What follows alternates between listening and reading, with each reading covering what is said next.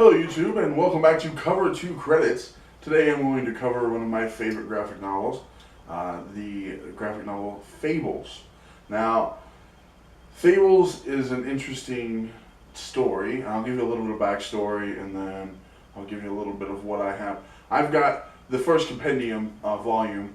I enjoyed a lot. It's like a story run, and they have, I think there's upwards of 10 volumes.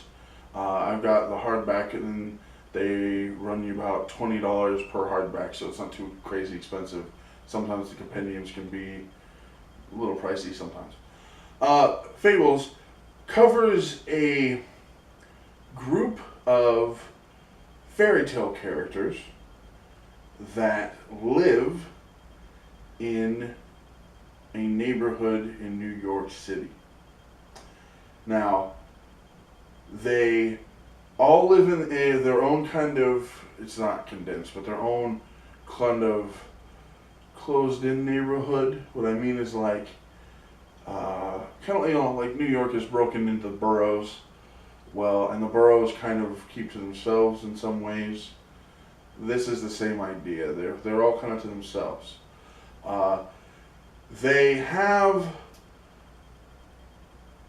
in a way called glamour that keeps them looking human, even though some characters don't always use it, or if certain things happen, they show their true form, but you may know who they are anyway by names or by things they do or say.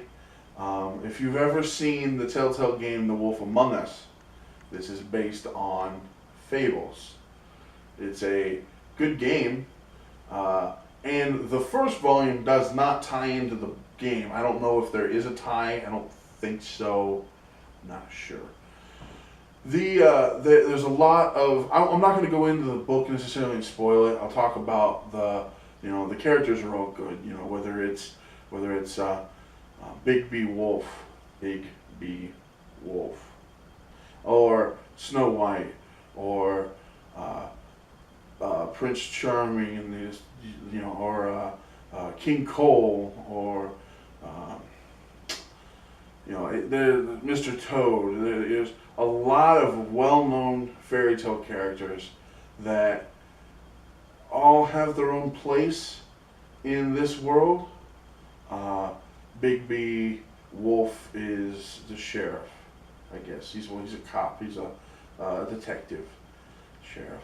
He is the one that kind of gets put in charge if something bad happens. There's a lot. It's cool to see what they tie into what they tie these characters to in, I guess you could say, in the real world. What they assume they would do in the real world is an interesting take to see where they go with that. The art is very, very good.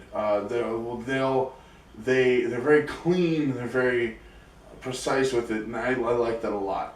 We've covered some other graphic novels where the art style sometimes is almost off-putting.